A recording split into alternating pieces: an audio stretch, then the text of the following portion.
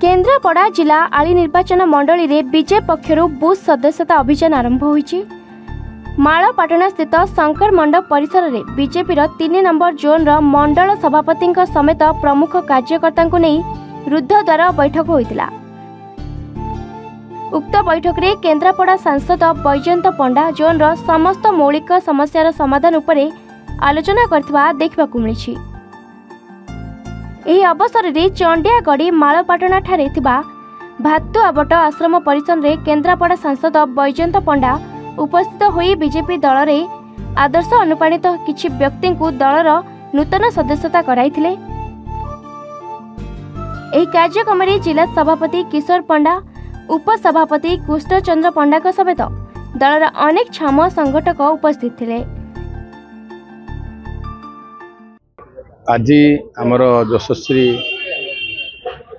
MP महोदय बैजयंत पंडा जे राष्ट्र उपाध्यक्ष तांकर आज आमर एक 3 नंबर जोन रे पत्रपुर जोन रे आमर एक टिफिन बैठक थिला जे समस्त मुख्य मुख्य कार्यकर्ता माने 3 नंबर जोन रो बसिथिलु एवं ये विषय रे आगामी दिन रे सरकार केमती आगु को जीव, लोक मान प्रोब्लेम कौन अच्छी, समस्या कौन अच्छी, कौन कले आम भल हम एवं केमिति संगठन तल स्तर मजबूत हम से विषय आलोचना कलु एवं तापरे आमे आसी भातुआबट ठारे आमे अनुष्ठित एक बूथ सदस्यता अभियान रे बैजयंत पंडा जी आमर भाग नेले एवं आमे माने समस्ते मेंबरशिप कराइलु जो मैंने भारतीय जनता पार्टी भल पाँच 100 रु ऊर्ध एठारे मेंबर आसते जो मैंने मेंबर हवापाई इंटरेस्टेड अच्छा भारतीय जनता पार्टी